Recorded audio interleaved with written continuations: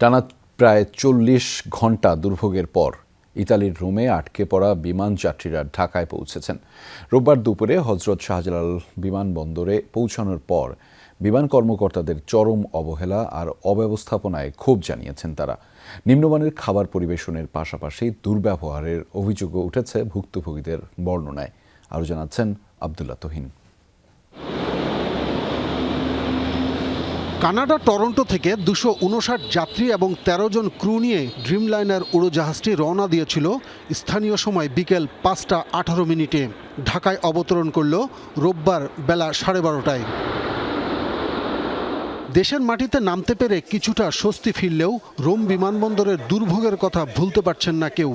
বাসা থেকে প্রায় বৃহস্পতিবার ৬টা বাজে রওনা দিয়েছি, সকাল ৬টা বাজে, কিন্তু আজকে রবিবার আপনারা দেখতে পাচ্ছেন যে আমি শেভ হয়ে বাসা থেকে ক্লিন শেভ হয়ে বের হয়েছি, আজকে দাড়ি হয়ে গেছে। আমি আমার লাগেজ রেখে বাথরুমেও যেতে পারছিলাম, কারণ আমি কেমনে কার কাছে লাগেজ রেখে যাব? কোনো বিমানের স্টাফও নেই যার কাছে আমি রেখে যেতে পারবো।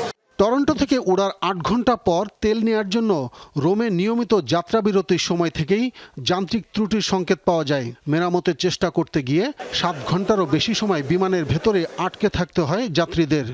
৩ ঘন্টা পরে আমরা জানতে পারি যে এটার যান্ত্রিক ত্রুটি দেখা দিয়েছে। এই সমস্ত খাবার দিয়েছে, এগুলো খাওয়ার মতো আমরা খাই না এগুলো। বাংলাদেশ বিমান সম্পর্কে আপনারা এত কষ্ট করে নিউজ করে কি করবেন? বহুত নিউজ হয়ে গেছে এই পর্যন্ত ৫৫ বছর বয়সে। সবচেয়ে বেশি দুর্ভোগে ছিলেন বাংলাদেশি পাসপোর্টধারী ১৭০ জন। ইউরোপ ও কানাডিয়ান পাসপোর্টধারীদের মতো হোটেলে যাওয়ার সুযোগ হয়নি তাদের।